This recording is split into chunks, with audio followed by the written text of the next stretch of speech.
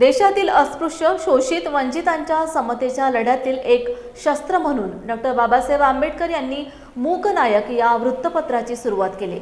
शोषितांचे दुःख, वेदना, संघर्ष यांना वाचा फोडण्याचे काम त्यांनी केले।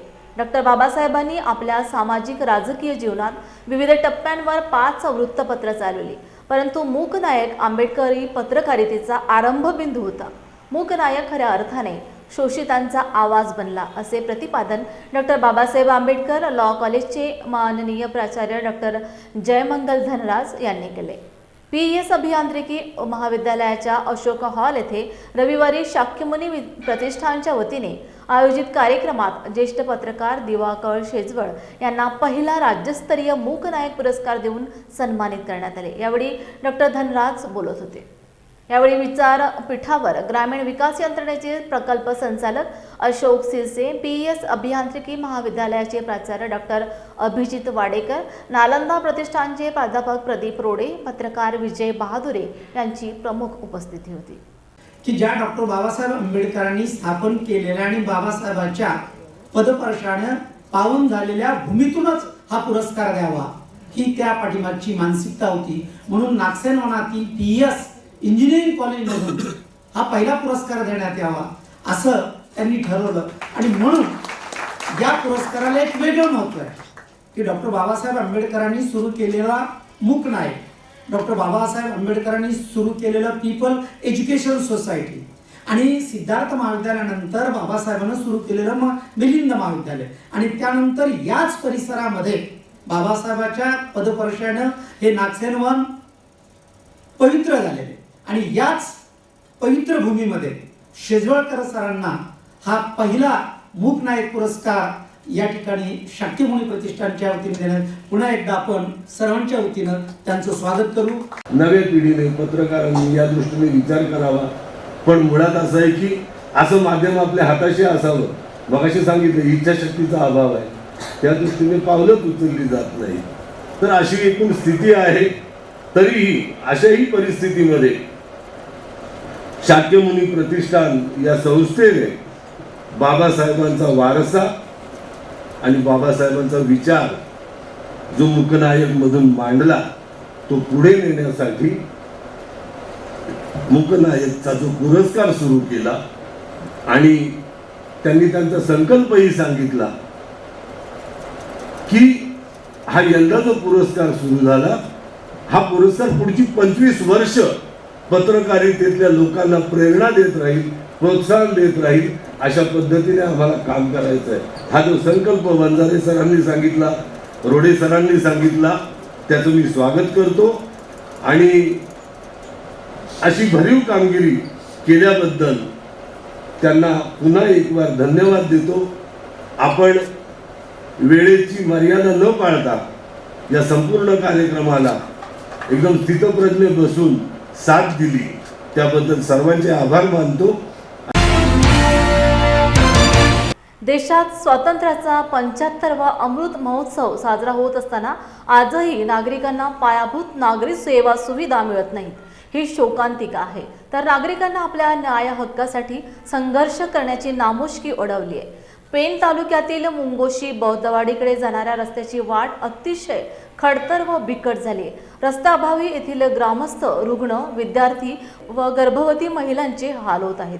विशेषतः महिलांनी हा लढा उभारल्याने हे आंदोलन लक्षवेधी ठरले आहे। ग्रामस्थांनी प्रशासन दरबारी खेटी मारून, चपला झिजवून, डोळ्यावर पट्टी बांधून कुंभकर्ण झोपेत असलेल्या अधिकाऱ्यांना जनतेच्या वेदना जाणवत नसल्याने रिपब्लिकन सेना आक्रमक झाली।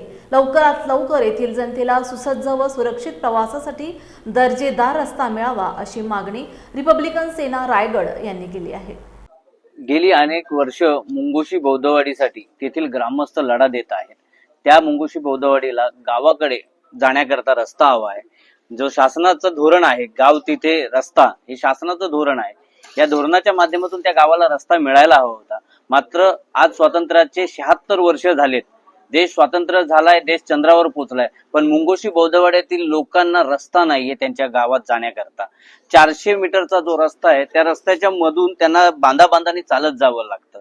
आज त्या ठिकाणी ॲम्ब्युलन्स पोहोचत नाही। जर कुणाला हृदयविकाराचा झटका आला, एखादी महिला गरोदर आहे, तिला घेऊन जायचं किंवा कोणी आजारी आहे, कोणी अपंग आहे, तर त्या ठिकाणी जायचं असेल तर कसं जाणार? त्यासाठी जाण्याकरता कुठल्याही प्रकारचा रस्ता त्या ठिकाणी उपलब्ध नाही आणि तो रस्ता मिळावा म्हणून आजच्या युगामध्ये यांना संघर्ष करावा लागतोय. आमच्या अश्विनीताई या ठिकाणी उपोषणाला बसलेल्या आहेत. संघर्ष करावा लागला हे म्हणजे अत्यंत वाईट गोष्ट आहे की आम्हा लोकांना यासाठी आंदोलन करावं लागतो. तुमच्या माहितीसाठी सांगतो साहेब, आम्ही लोकांनी इथं हे लोक 2009 पासून 2017चं पत्र आहे रस्ता उपलब्ध होण्याबाबत. हे आमचं पत्र आहे की आम्हाला उपोषणाला बसतोय म्हणून, परंतु शासन काही दखल घेत नाहीये. त्याच्यानंतर शासनाने आम्हाला 62 लाखाचा निधी मंजूर करू असं पत्र दिलं. 66 लाखाचा निधी मंजूर करू त्या रस्त्यासाठी, पण तो निधी केव्हा मंजूर होईल? ज्यावेळेला तिथे रस्ता असेल. आमचं म्हणणं असं आहे की तो निधी जेव्हा उपलब्ध होईल तेव्हा होईल, परंतु आता तात्पुरतं ह्या वेळेला आम्हाला तिथे जाण्याकरता साधा रस्ता करून देण्यात यावा. त्याचा खर्च वाटल्यास आम्ही करू, म्हणजे जो जेसीबीनी जो आम्हाला मोकळा रस्ता करता येईल. बांधाबांधानी ज्या पद्धतीने आम्ही जातो, 4 चाकी वाहन त्या ठिकाणी पोहोचत नाही, अशी परिस्थिती, वाईट परिस्थिती आहे. या ठिकाणी हे जुना नकाशा आहे, या नकाशामध्ये एक वाट दाखवलेली आहे. ह्या वाटेच्या माध्यमातून जर का बघितलं तुम्ही तर हा रस्ता आहे, पण तरी देखील जसं पूर्वी गावकुसाच्या बाहेर महारवाडा असायचा आणि मग त्याला सर्व सोयी सुविधांपासून दूर ठेवलं जायचं, अशा पद्धतीने आजच्या युगात देखील हा महारवाडाच म्हटला जाईल की ज्याला सर्व सोयी सुविधांपासून तुम्ही लांब ठेवताय, दूर ठेवताय, गावकुसाच्या बाहेर ठेवताय, तिथे पोचायला जायला रस्ता नाहीये. आम्ही लोकांनी काय करायचं? त्यांना तिथं रस्ता मिळावा याकरता आम्ही आज या ठिकाणी आंदोलन करत आहोत. माझी शासनाला विनंती आहे की मायबाप सरकार तुम्ही काही करून, आम्ही त्या ठिकाणी जर काय त्या ग्रामस्थांशी जर भांडलो, उद्या या ठिकाणी खैरलांजी होण्याची आम्हाला भीती वाटत आहे. खैरलांजी मध्ये आमच्या आया बहिणींना नागवं करून ठार मारण्यात आलं होतं केवळ रस्त्याच्या प्रश्नामुळे, आणि आम्हाला या ठिकाणी दुसरी खैरलांजी होऊ नये ही आमची विनंती आहे. मायबाप सरकारने आम्हाला न्याय द्यावा. जर मायबाप सरकार आम्हाला न्याय देत नसेल तर या ठिकाणी आम्ही रिपब्लिकन सेनेच्या माध्यमातून आमरण उपोषण करत आहोत आणि करत राहू जोपर्यंत आम्हाला न्याय मिळत नाही. आम्हाला या कागदावरती आज आम्ही इथं बसलोय त्यावेळेला शासन पाणंद रस्त्याची पाहणी करण्याची आज मागणी करतोय सायंकाळी 6 वाजता. गेली अनेक दिवस आम्ही जेव्हा पेपर देतोय तोपर्यंत शासनाने अशा कुठल्याच प्रकारची हालचाल साधी आमच्याशी चर्चा केली नाही शासनाने. हा ग्रामपंचायतीचा ठराव आहे 2016चा ग्रामपंचायतीचा ठराव आहे, तुम्ही बघू शकता साहेब. या 2016च्या ठरावाप्रमाणे रस्ता करण्यास ग्रामपंचायतीचा काहीच हरकत नाहीये. ग्रामपंचायत आजही रस्ता द्यायला तयार आहे. त्यातले ग्रामस्थ कधी आज बोलतात की आम्ही रस्ता द्यायला तयार आहोत, कधी म्हणतात आम्ही रस्ता द्यायला तयार नाही आहोत. पोरखेळ लावलेला आहे. बौद्ध समाजाचा, दलित समाजातील जनतेचा पोरखेळ लावलेला आहे. काय म्हणावं? आज या ठिकाणी या आमच्या ताई उपोषणाला बसल्यात. उपोषण म्हणजे उपोषण करायची वेळ येते आणि सरकार आमच्याकडे कुठल्याही प्रकारे लक्ष देत नाही, ही अत्यंत निषेधार्थ बाब आहे. नमस्कार, मी रिपब्लिकन सेना राष्ट्रीय अध्यक्ष माननीय आनंदरावसाहेब आंबेडकर यांच्या पक्षातून आहे आणि आमची अशी मागणी आहे की गेली कित्येक वर्ष बौद्धवाडी आहे आपली मुंगोशी गाव, तर त्यांना जायला रस्ता नाहीये. कित्येक वर्ष ती लोक लढतात रस्त्यासाठी, पण त्यांना कोणी रस्ता देत नाही. शेतावरून पायवाट आहे, तिथून ती लोक रात्री बेरात्री त्यांना जायला रस्ता नाही. तो रस्ता फक्त आम्हाला एक त्यांनी सरकारने करून द्यावा, हीच फक्त मागणी आहे. माझं नाव अरुणा हिरामण भोजने. मुंगोशी बौद्धवाड्याला कित्येक वर्ष झाली. आमच्या गावातल्या 4 पिढ्या गेल्या, 4 पिढी चालू आहे सध्या. आम्हाला रस्ताच नाही. आणि रस्त्याबद्दल आम्ही आज कित्येक वर्ष आमची माणसं पण धावली ना, आम्ही स्वतः 6 महिने धावतो, पण आम्हाला कोणाकडून निर्णयच भेटत नाही का तुमचा रस्ता होईल मंजूर, का मिळेल तुम्हाला मागत, असं कोणच सांगत नाही. काय हाल होतात रस्त्यावर? हाल काय, डोक्यावर न्यायचा हाल. साधी पाय वाट नाही राहिले. जो बांध आहे तो सुद्धा फुटलाय. कुठे पाय टाकावा असं वाटतं. आमची मुलं शाळेसाठी 4थी पासून बाहेर टाकली का तर रस्ता नाही. गवता काढीतनं किती नेणं आणणं करावं. आमचं एवढं हाल चाललेत का दलन मलन आम्हाला मुंगोशीच्याच गावामध्ये ग्रामपंचायत आमची बेलवाड्यामध्ये इकडं वल, ह्या बाजूला हा पायवाट अशी, आणि ती पायवाटेसाठी आम्ही आज किती वर्ष भांडतो, तर तो रस्ताच द्यायला मंजूर नाही म्हणून आज इथं उपोषणाला बसलो. बाहेरच्या गाड्या गावामध्ये गाड्यांच्या नुकसान काय होतात, सीट फाडली जाते, आरसा फोडला जातो, पेट्रोल काढून टाकतात. किती हाल काढावं ना, आम्ही किती मागण्या मागावं तर कोण तयार नाही द्यायला. कोल्हापूर जिल्ह्यातील कागल तालुका सावर्डे बुद्रुक गावच्या सरपंचपदी प्राध्यापक शीतल हिरोगुडे तर उपसरपंचपदी विनोद कांबळे यांची बिनविरोध निवड करण्यात आली। ग्रामपंचायत कार्यालयामध्ये झालेल्या या बैठकीमध्ये सर्व सदस्य उपस्थित होते। निवडणूक निर्णय अधिकारी म्हणून प्रभारी ग्रामसेवक DG पाटील यांनी काम पाहिले। स्वच्छ पाणी, आरोग्य, शिक्षण त्याचबरोबर सर्वांना विश्वासात घेऊन गावचा विकास करू असा विश्वास सरपंच, उपसरपंच यांनी दिलाय। निवडीनंतर सरपंच, उपसरपंच यांचा सत्कार मान्यवरांच्या हस्ते करण्यात आला। तसेच छत्रपती शिवाजी महाराज यांच्या प्रतिमेचे पूजन करण्यात आले। यावेळी प्रताप पाटील, संजय चिंदगे, दत्तात्रय घराळ, गोविंद हिरगुडे, जितेंद्र हिरगुडे उपस्थित होते। आज ग्रामपंचायती वतीनं सर्व सदस्यांच्या उपस्थितीमध्ये ग्रामसेवक DG पाटील साहेब यांच्या उपस्थितीमध्ये आज आपण ग्रामपंचायतच्या पहिल्या मीटिंगमध्ये त्यांचा सत्कार या ठिकाणी आम्ही सर्वजण सदस्य करतोय। खरं तर मॅडम एक वेल एज्युकेटेड आणि चांगले एक प्राध्यापिका म्हणून त्या चांगल्या पद्धतीनं महालक्ष्मी हायस्कूलमध्ये ते काम करतात। त्यांचा उपयोग आपल्या शैक्षणिक विभागामध्ये तसंच गावातील विविध समस्या, गावातील अनेक जे प्रलंबित कामं आहेत त्या कामांना चालना मिळण्यासाठी आणि शैक्षणिक कामामध्ये, शैक्षणिक कार्यामध्ये त्यांचं चांगल्या पद्धतीनं उल्लेखनीय ते काम करतील अशा अपेक्षा आम्ही सर्वच ग्रामपंचायत सदस्य, सर्व ग्रामस्थ यांच्या वतीनं आम्ही करत आहोत। तर मॅडम यांनी इथून पुढच्या काळामध्ये आणि त्यांच्या कालावधीमध्ये गावाला प्रगतीच्या दृष्टिकोनातून पुढे नेण्यासाठी, प्रलंबित कामांना मार्गी लावण्यासाठी आणि शैक्षणिकदृष्ट्या आणि शैक्षणिक क्षेत्रामध्ये चांगल्या पद्धतीनं काम करण्यासाठी मी त्यांना ग्रामपंचायतचा उपसरपंच म्हणून मी त्यांना शुभेच्छा देतो। ग्रामपंचायत सावर्डे बुद्रुकच्या नूतन सरपंच सौ शीतल जितेंद्र हिरोडे यांची निवड झाली, त्याबद्दल त्यांना पहिल्यांदा मी शुभेच्छा देतो। आणि ग्रामपंचायतचं काम करत असताना सर्व सदस्य मंडळ आणि ग्रामपंचायतचे सर्व प्रत्येक गटाचे प्रमुख हे त्यांना चांगला पाठिंबा देतील आणि त्यांनी चांगलं काम करावं ही मी त्यांना सदिच्छा देतो। आणि माझं आज सरपंच पदाच्या सरपंच पदी निवड झाल्याबद्दल सरपंचांना मी शुभेच्छा देतो। तसेच ग्रामपंचायत बॉडीला पण विविध विकास कामे करण्यासाठी शुभेच्छा देतो। कोल्हापूर येथील शिवाजी विद्यापीठ या नावात बदल करून छत्रपती शिवाजी महाराज विद्यापीठ असे नामांतर करावे या मागणीसाठी हिंदू जनजागृती समितीतर्फे शिवाजी चौकात आंदोलन करण्यात आले। छत्तीसगडचे राज्य संघटक सुनील घनवट म्हणाले, छत्रपती शिवाजी महाराज हे महाराष्ट्राच्या अस्मितेचे आणि स्वाभिमानाचे प्रतीक आहेत। त्यांच्या नावाचा एकेरी उल्लेख करणे हे त्यांच्या कार्याचा अवमान आहे। व्हिक्टोरिया टर्मिनसचे नामकरण छत्रपती शिवाजी महाराज टर्मिनस, औरंगाबादचे छत्रपती संभाजीनगर, मराठवाडा विद्यापीठाचे डॉक्टर बाबासाहेब आंबेडकर असे नामकरण करण्यात आले। त्याच पद्धतीने शिवाजी विद्यापीठाचे नामांतर करावे असे माध्यमांशी बोलताना त्यांनी सांगितले।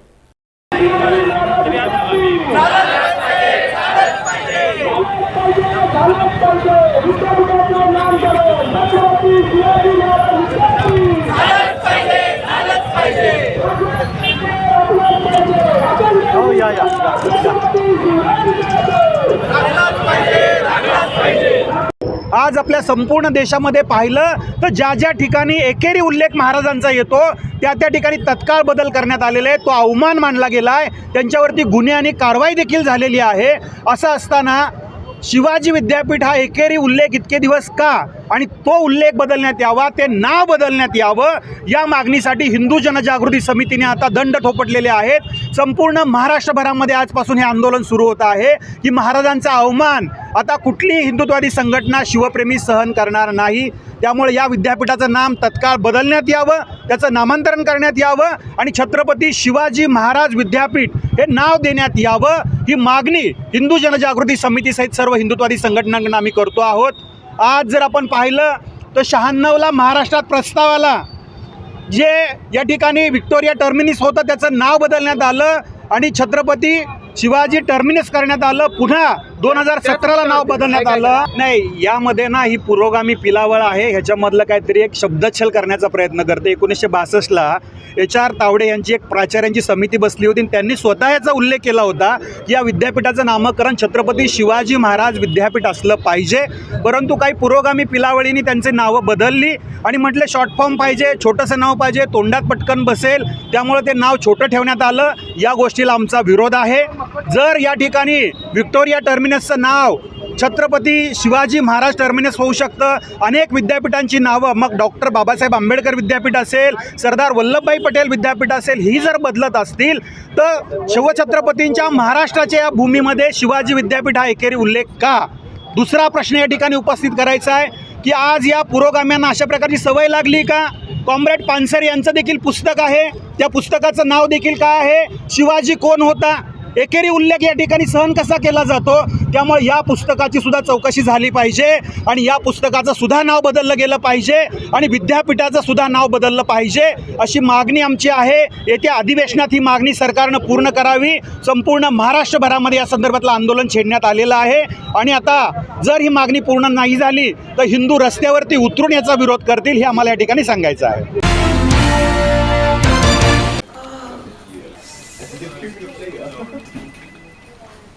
बॉस ने मीटिंग बुलाई. क्या यार, आदमी की तकलीफ को तो समझो. बार बार उठो बैठो. जनाब, तकलीफ उठने बैठने की नहीं, तकलीफ बवासीर की है. बवासीर, फिशर, भगंदर, पाइलोनियल साइंस का आयुर्वेद तथा आधुनिक लेजर से उपचार. अभ्युदय पाइल्स लेजर हॉस्पिटल, लोहार समाज भवन के पीछे, महापुष्प सोसाइटी, शताब्दी नगर चौक से मनीष नगर रोड, नागपुर. कॉल और विजिट करें www.pilesfistulacure.com. मंडळी, तुम्हाला फॅमिली सोबत चांगली वन डे पिकनिक करायची आहे का? मग आजच भेट द्या सातपुड्याच्या पर्वत रांगेत कोल्हार प्रकल्पाच्या पायथ्याशी निसर्गाच्या कुशीत वसलेलं श्याम लीला टुरिझम अँड रिसॉर्टला. पारंपरिक शेतकी संस्कृती आणि नाविन्यपूर्ण सेवा सुविधांचा अनोखा संगम. प्रशस्त फळबाग व शिवार फेरी, मुलांना एन्जॉय करण्यासाठी प्ले एरिया, विविध खेळ, स्विमिंग पूल, रेन डान्स, सेल्फी पॉइंट आणि बरंच काही. नाश्ता आणि चुलीवरील व्हेज नॉन व्हेज जेवणाचा आस्वाद. राहण्याची ही उत्तम व्यवस्था. वन डे पॅकेज 699 पासून सुरू. लग्न, रिसेप्शन, वाढदिवस यासाठी देखील स्वतंत्र व्यवस्था करून मिळेल. अल्पावधीतच लोकप्रिय झालेले कृषी पर्यटन स्थळ श्याम लीला ॲग्रो टुरिझम अँड रिसॉर्ट. बुकिंगसाठी संपर्क मुक्काम तेलंखेडी, नवनाथ आश्रमाजवळ, पांढुर्णा रोड, तालुका सावनेर, जिल्हा नागपूर. मोबाईल 7276366752 किंवा 9021433560. राज्यातील ओबीसी समाजाच्या अनेक प्रलंबित मागण्यांसाठी संविधान चौकात राष्ट्रीय ओबीसी महासंघातर्फे धरणे आंदोलन करण्यात आले. ओबीसी समाजाच्या अनेक मागण्यांसंदर्भात ओबीसी समाजाने जागृत होऊन या धरणे आंदोलनात सहभागी व्हावे असे आवाहन महासंघाचे राष्ट्रीय अध्यक्ष डॉक्टर बबनराव तायवाडे यांनी केले आहे. अनेक राज्यांमध्ये जातनिहाय सर्वेक्षण आटोपले असताना महाराष्ट्रात ओबीसींचे सर्वेक्षण अद्याप झालेले नाही. त्यामुळे ओबीसींचे जातनिहाय सर्वेक्षण करण्यात यावे ही प्रमुख मागणी राहणार आहे. ओबीसींच्या राजकीय आरक्षणाचा प्रश्न सर्वोच्च न्यायालयात प्रलंबित आहे. त्यामुळे ओबीसी समाजात धाकधूक निर्माण झाली आहे. सर्वोच्च न्यायालयाने घालून दिलेली 50% आरक्षणाची मर्यादा रद्द करण्याची शिफारस राज्याने केंद्राकडे करण्याची मागणी महासंघाने केली आहे. नहीं, यही है कि हम जो बार हमारे ओबीसी समाज की जो मांगे है वो राज्य सरकार और केंद्र सरकार के सामने ऐसी धरने, मोर्चे, निदर्शने हमारे अधिवेशन, राज्य अधिवेशन, केंद्रीय अधिवेशन के माध्यम से रखते हैं और वो पूरी करने की सरकार के से अनुरोध करते हैं कि आप में जल्द से जल्द पूरे करो. कुछ पूरी होती है, कुछ नहीं होती है. जो नहीं होते उनके लेकर फिर से हमको ये हमारा आंदोलन करना पड़ता है और सरकार का ध्यान हमारी समस्याओं की ओर आकर्षित करना पड़ता है. अभी जो आज की प्रमुख मांगे है कि सरकार ने, राज्य हो या केंद्र सरकार ने, ओबीसी की जनगणना करना चाहिए. केंद्र में ओबीसी मंत्रालय होना चाहिए. हमारे महाराष्ट्र राज्य में जो पीएचडी के संशोधक है उनको रजिस्ट्रेशन के डेट से नोंदणी दिनांक से फेलोशिप देने का जो सरकार ने शासन निर्णय निकाला था उसका इम्प्लीमेंटेशन नहीं हो रहा है। वो इम्प्लीमेंटेशन तुरंत करके पूरे नोंदणी दिनांक से अब तक का जितना भी बकाया रकम है वो बकाया रकम जल्द से जल्द कि राज्य सरकार ने उन्हें अदा करना चाहिए। जो और बच्चे हमारे हॉस्टल में रहते उनका भत्ता जल्द से जल्द रिलीज़ करना चाहिए। जो बच्चों को हॉस्टल में एडमिशन नहीं मिला उनको जो सावित्रीबाई फुले योजना का लाभ देते वो भी पैसा अभी रिलीज़ नहीं हुआ, वो भी पैसा तुरंत रिलीज होना चाहिए। ऐसी ये सब मांगों को लेकर ये धरना कार्यक्रम आज महाराष्ट्र के हर जिले में हो रहा है और हर जिले से सरकार की तरफ निवेदन जाके ये मांगे जल्द से जल्द पूरे करने का अनुरोध हम करेंगे और नहीं किया तो नेक्स्ट प्रोग्राम फिर 1 महीने के बाद हम डिक्लेयर करेंगे। क्या हुआ बहू? माँ, पाइल्स की बहुत तकलीफ हो रही है। तो तुम गुदरोग सर्जन के पास क्यों नहीं गई? देखो, जैसे हार्ट के लिए हार्ट स्पेशलिस्ट, ब्रेन के लिए ब्रेन स्पेशलिस्ट, तो पाइल्स के लिए पाइल्स स्पेशलिस्ट क्यों नहीं? स्त्री हो या पुरुष, टॉयलेट में तकलीफ केवल पाइल्स ही नहीं और भी कई प्रकार के गुदरोग तथा कैंसर भी हो सकता है। इसीलिए इसकी प्रत्यक्ष जांच जरूरी है। ठीक है माँ, पर जांच के लिए हम जाएंगे कहाँ? वही काले आयुर्वेदिक पाइल्स हॉस्पिटल में। लेकिन माँ, प्रेगनेंसी में पाइल्स की दवाइयाँ? प्रेगनेंसी में आयुर्वेदिक दवाइयाँ सुरक्षित होती है। जनहित में जारी काले आयुर्वेदिक पाइल्स हॉस्पिटल, औषधि चिकित्सा तथा सर्जरी ट्रीटमेंट उपलब्ध। हमारा पता उमरेड रोड, दिघौरी बस स्टॉप के पास, नागपुर। अधिक जानकारी के लिए वेबसाइट पर जाएं kalepailshospital.com। आम्ही सोबती घरकुलाचे कोल्हापूर मोहिमेत अंतर्गत प्रधानमंत्री आवास ग्रामीण घरकुल योजनेतील लाभार्थ्यांना पहिला हप्ता 15,000 रुपये प्रमाणे 30,000 लाभार्थ्यांना जिल्हा, तालुका व ग्रामपंचायत स्तरावर सरपंच व इतर मान्यवरांच्या हस्ते वितरित होणार असल्याची माहिती प्रकल्प संचालक श्रीमती सुषमा देसाई यांनी जिल्हा परिषद कार्यालयात झालेल्या पत्रकार परिषदेत दिली। दुपारी 2:30 होणाऱ्या या कार्यक्रमात कोल्हापूर जिल्ह्यातील 40,000 लाभार्थ्यांना घरकुल पत्र मंजुरी व 20,000 लाभार्थ्यांना पहिला हप्ता मिळणार आहे। तसेच पुण्याहून होणारा थेट ऑनलाईन कार्यक्रम लाभार्थ्यांना दाखवण्यात येणार असून करवीर तालुक्यातील पाडळी, खुर्द, चिंचवड, शिरोली, दुमाला, बाचणी, सांगरूळ, सांगवडेवाडी या गावातील ग्रामस्थांशी थेट संवाद साधण्यात येणार आहे। नमस्कार। प्रधानमंत्री आवास योजनेमध्ये कोल्हापूर जिल्ह्याला यावर्षी विक्रमी म्हणजे जवळजवळ 42,000चं टार्गेट मिळालेलं आहे। त्यामधल्या आम्ही आज अखेर 39,000 घरं मंजूर केलेली आहेत। जी 3,500 राहत आहेत घरकुलं ती जागेअभावी राहिलेली आहेत, त्यांना जागा उपलब्ध करून दिल्यानंतर ती सुद्धा आम्ही मंजूर करणार आहोत। आणि यापैकी जवळजवळ 50% घरकुलांना पहिला हप्ता द्यायचा होता 15,000 रुपये प्रमाणे, तो सुद्धा आम्ही जवळजवळ 30,000 लाभार्थ्यांना उद्या 22 तारखेला हप्ता देणार आहे। राज्यामध्ये यावर्षी 20 लाख घरं मंजूर झालेले आहेत आणि त्यापैकी 10 लाख लोकांना पहिला हप्ता उद्या माननीय मुख्यमंत्री महोदय तसेच माननीय केंद्रीय गृहमंत्री अमित शहा यांच्या उपस्थितीमध्ये पुणे येथून वितरित होणार आहे।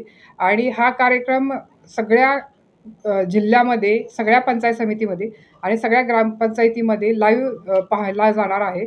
आणि तो लाईव्ह होण्याच्या आधी साधारणतः 3 वाजल्यापासून प्रत्येक गावामध्ये जे प्रधानमंत्री आवास योजनेचे लाभार्थी आहेत त्यांना मंजुरीपत्र सरपंच महोदय किंवा पंचायत समिती स्तरावरती आणि जिल्हा परिषद स्तरावरती इतर लोकप्रतिनिधी यांच्या हस्ते दिले जाणार आहे। आणि त्याचबरोबर आपल्या पहिला जो हप्ता आहे त्या मंजुरीचा आदेश पण दिला जाणार आहे। आपल्या जिल्ह्यामध्ये आपण 30,000 लोकांना पहिला हप्ता देणार आहे 15,000 रुपये याप्रमाणे। त्याप्रमाणे उद्या आपल्या जिल्ह्यामध्ये प्रत्येक लाभार्थ्याला 15,000 याप्रमाणे 45 कोटी रुपयाचा निधी प्राप्त होणार आहे। जय भीम इंडियाच्या बातमीपत्रात घेऊया इथेच विश्रांती। पुन्हा भेटूया ताजा घडामोडी घेऊन। जय भीम। आप देख रहे हैं लॉर्ड बुद्धा टीवी।